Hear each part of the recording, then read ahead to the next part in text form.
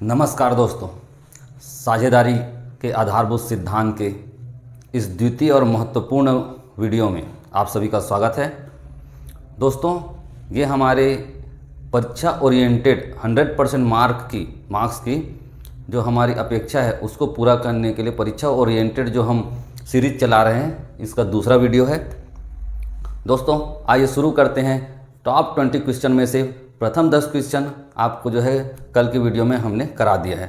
आगे जो है हमारा ब्लूप्रिंट के आधार पर अंक विभाजन है इसका, इस चैप्टर से साझेदारी का आधारभूत सिद्धांत या अवधारणा चैप्टर में 1 अंक वाला एक न्यूमेरिकल और एक थ्योरी और 3 अंक वाला एक जो है थ्योरिकल प्रश्न आएगा। तो टॉप 20 में से मैंने कल 10 थ्योरिकल वाला करवा दिया है। आज जो है हम जो है क्वेश्चन क्रमांक 11 से लेकर के 20 तक का अध्ययन करेंगे। ये दोस्तों संभावित प्रश्न हैं। इन्हीं प्रश्नों में से कोई ना कोई प्रश्न आने की बहुत संभावना रहेगी। दोस्तों चलिए देखते हैं हमारे आज के एमसीक्यू में। क्वेश्चन नंबर 11 है, साझेदारी संलेख के अभाव में फर्म द्वारा साझेदारों से लिए गए ऋण पर ब्याज दिया जाता है। देखिए दोस्तों, फर्म द्वारा साझेदार से ऋण लिया जाता है और फर्म द्वारा साझेदारों को ऋण दिया भी जाता है। इन दोनों ही परिस्थितियों में जो ब्याज का दर है, साझेदारी संलेख के अभाव में ब्याज की दर है, क्या होता है आप लोग बताइए। ए है 5%, बी 10%, सी 6% और डी 9%। दोस्तों दोनों ही परिस्थिति में इसका आंसर है 6%। साझेदारी संलेख के अभाव में अगर फर्म ने साझेदार को ऋण दिया हो या साझेदार ने फर्म को ऋण दिया हो, दोनों ही परिस्थिति में ब्याज की दर होती है 6%। ठीक है दोस्तों, दूसरा आगे का प्रश्न चलते हैं। प्रश्न क्रमांक 12, साझेदारी संलेख के अभाव में पूंजी पर ब्याज दिया जाएगा। फर्म में जो पूंजी लगी होती है, साझेदारों द्वारा जो लगाई गई होती है, फर्म उस पर पूंजी पर ब्याज देती है क्या साझेदारी संलेख के अभाव में? अगर देती है तो किस दर से? तो साझेदारी संलेख के अभाव में पूंजी पर ब्याज दिया जाएगा 6% की दर से, बी 9% की दर से, सी नहीं दिया जाएगा, डी इनमें से कोई नहीं। तो दोस्तों इसका आंसर रहेगा, सही आंसर नहीं दिया जाएगा। साझेदारी संलेख के अभाव में पूंजी पर किसी भी प्रकार से ब्याज नहीं दिया जाता। चलिए देखते हैं आगे प्रश्न। दोस्तों प्रश्न क्रमांक 13, चालू खाता है। अब खातों का हमने प्रकार पढ़ा हुआ है कक्षा 11वीं में, उन्हीं में से है चालू खाता क्या है, कौन सा प्रकार का खाता है? ए व्यक्तिगत खाता, बी वस्तुगत खाता, सी नाम मात्र खाता, डी वास्तविक खाता। तो ये जो है व्यक्ति को प्रदर्शित करता है दोस्तों। चालू खाता जो है, चालू खाता भी पूंजी खाता का ही एक अंग है, तो ये व्यक्तिगत खाता होता है। ठीक है दोस्तों, अब आगे चलते हैं। आहरण पर ब्याज से संबंधित प्रश्न है, 3-4 प्रश्न है। इन प्रश्नों में से ही कोई एक प्रश्न आएंगे न्यूमेरिकल में से। तो क्वेश्चन क्रमांक 14 है, यदि साझेदार प्रत्येक माह के प्रथम दिवस को आहरण करते हैं तो ब्याज की गणना की जाएगी। देखिए, यदि साझेदार प्रत्येक माह के प्रथम दिवस को यानी कि 1 तारीख को है ना अपना आहरण कर रहा है एक निश्चित राशि, तो ब्याज की गणना कितने माह के लिए की जाएगी? 12 माह के लिए, 6.5 माह के लिए, 9.5 माह के लिए, 3 माह के लिए। तो दोस्तों प्रथम दिवस, प्रत्येक माह के प्रथम दिवस में एक निश्चित राशि जब आहरण किया जाता है तो ब्याज की गणना जो है 6.5 माह 6.5 माह के लिए किया जाता है। ठीक है दोस्तों, उसके बाद आगे चलते हैं। क्वेश्चन क्रमांक 15, यदि साझेदार प्रत्येक माह के अंत में आहरण करते हैं तो ब्याज की गणना की जाएगी। प्रत्येक माह के कब दोस्तों? अंत में आहरण कर रहे हैं, अर्थात समझिए 30 तारीख को, फरवरी में 28 है तो 28 तारीख को कर लिए और बाकी जो 30 तारीख को जिसमें 31 है 31 को कर लिए, तो दोनों मान्य हैं। तो इस परिस्थिति में ये बताइए कि ब्याज कितने माह का लगेगा?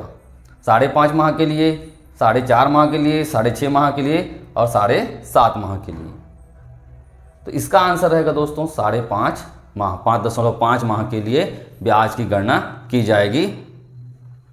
अब उसके बाद जो है क्वेश्चन क्रमांक 16, जब प्रत्येक माह के मध्य में आहरण किया जाए तो ब्याज की गणना की जाएगी। प्रत्येक माह के मध्य में हम आहरण कर रहे हैं, 15-16 तारीख के आसपास हम आहरण कर रहे हैं एक निश्चित राशि पूरे 12 माह के लिए, तो ब्याज की गणना कितने माह के लिए की जाएगी? ताकि जो उत्तर आएगा वो अगर गुणनफल विधि से निकाल रहे हो तब भी वही आएगा और इस विधि से निकाल रहे हो तब भी वही आएगा। तो उसका उत्तर क्या रहेगा दोस्तों? क्या है, 6 माह रहेगा कि 7 माह कि 8 माह कि 5 माह? तो इसका उत्तर आएगा दोस्तों 6 माह। अगर आप जो है मध्य में आहरण कर रहे हैं, प्रत्येक माह के मध्य में एक निश्चित राशि सेम रहेगी और मध्य में ही आहरण करेंगे, तो उसके लिए 6 माह के गणना करेंगे तो जो हमारा ब्याज की राशि जो है गुणनफल विधि से निकालेंगे और ये विधि से निकालेंगे, दोनों का राशि सेम आएगा। अब उसके बाद जो है आगे इसी के जो हमारे जो किए हुए हैं अभी 14, 15 और 16 उससे संबंधित कुछ प्रश्न हैं।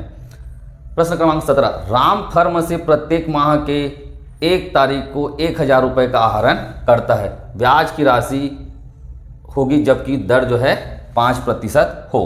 क्या बोल रहे हैं कि राम जो प्रत्येक माह के 1 तारीख को आहरण करता है, जब 1 तारीख को आहरण करता है यानी कि माह के प्रथम दिवस को आहरण करता है दोस्तों, और कितना रुपये 1000 रुपये आहरण करता है और ब्याज की दर क्या है 5%, तो राशि क्या आएगी? तो इसके लिए सूत्र क्या रहेगा दोस्तों हमारा, आहरण की राशि गुणित 12 माह। ये 12 माह की जो राशि निकल जाएगी वो गुणित दर गुणित माह बटे 12। ठीक है दोस्तों, तो आहरण की राशि जैसे इसमें कितना है 1000 रुपये है, गुणित 12 माह के लिए निकालेंगे। ठीक है दोस्तों, गुणित दर कितना है 5% है, यहाँ पर बटे 100 आएगा। ठीक है, बटे 100 गुणित कितने माह के लिए निकालेंगे हम जो है, जब क्या बोल रहे हैं कि फर्म 1 तारीख का आहरण करता है प्रत्येक माह के शुरुआत में निकालने के लिए हमें कितना 6.5 माह, 6/12, तो बराबर इसका आंसर आएगा दोस्तों 325 रुपये। 325 रुपये ये आएगा आपका जो है आंसर। तो प्रत्येक माह के राम फर्म से प्रत्येक माह के 1 तारीख को जब निकालता है शुरुआत के दिनों में, तो आहरण पर ब्याज की गणना की जाएगी 6.5 माह के लिए और 5% की दर से है, तो इसका उत्तर आएगा 325 रुपये। ठीक है दोस्तों, ठीक उसी प्रकार जो है प्रश्न क्रमांक 18 जो है देखते हैं आगे। संलेख के अभाव में, साझेदारी संलेख के अभाव में आहरण पर ब्याज लगाया जाता है। तो साझेदारी संलेख का अभाव है, साझेदारों ने आहरण किया हुआ है, तो फर्म किस दर से ब्याज लगाती है? देखते हैं, क्या 6% की दर से, बी 5% की दर से, सी नहीं लगाया जाता है और डी इनमें से कोई नहीं। ठीक, तो इसका सही उत्तर होगा दोस्तों सी, नहीं लगाया जाता है, किसी प्रकार का ब्याज नहीं लिया जाता है। तो आहरण पर न ही फर्म ब्याज लेती है और पूंजी पर न ही ब्याज देती है, केवल फर्म के द्वारा दिए गए ऋण या फर्म द्वारा लिए गए ऋण में ही 6% ब्याज लगाया जाता है, वो भी दोनों परिस्थिति में। तो जहाँ पर ऋण आएगा वहाँ पर आप जो 6% जान लीजिए और मान लीजिए, और जो ऋण के अलावा अन्य जो है आहरण है, पूंजी, इस पर किसी प्रकार का ब्याज दिया और लिया नहीं जाता है। आगे चलिए दोस्तों, आगे चलते हैं हम लोग। ये जो है क्वेश्चन नंबर 19, रवि फर्म से प्रत्येक माह के मध्य में 2000 रुपये का आहरण 6% की दर से करता है, 6% की दर से ब्याज की राशि होगी। अब देखो मध्य में करता है, तो मध्य में क्या बोल रहे हैं कि प्रत्येक माह के मध्य में जब आहरण किया जाता है तो 6 माह का ब्याज लगाया जाता है दोस्तों। सूत्र वही रहेगा, आहरण की राशि गुणित 12 गुणित दर बटे 100 गुणित माह बटे 12, है ना। 12 क्यों है, 12 माह है। ठीक है सर दोस्तों, ये तो इसका जो आंसर आएगा दोस्तों ये बी आएगा 720। आप लोग गणना करके देख लीजिएगा। इसके बाद जो है दोस्तों क्या है कि किसान फर्म से, नेक्स्ट क्वेश्चन है और लास्ट क्वेश्चन है, किसान फर्म से प्रत्येक माह के अंत में 2000 रुपये का आहरण 10% की दर से करता है, ब्याज की राशि होगी।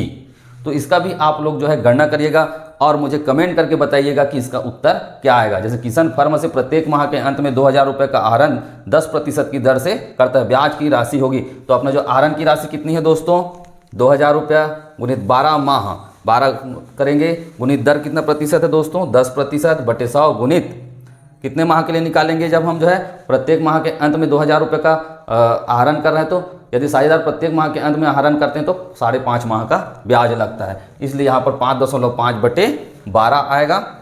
और जो उसके बाद जो उत्तर आएगा इसका उत्तर आप लोग मुझे अपने कमेंट बॉक्स में दीजिए। धन्यवाद दोस्तों। और फिर से पुनः से आपसे मैं रिक्वेस्ट करना चाहूँगा कि जिस तरह से मैं आप लोगों की सहायता कर रहा हूँ, आप लोग भी मेरी सहायता करिए। कैसे?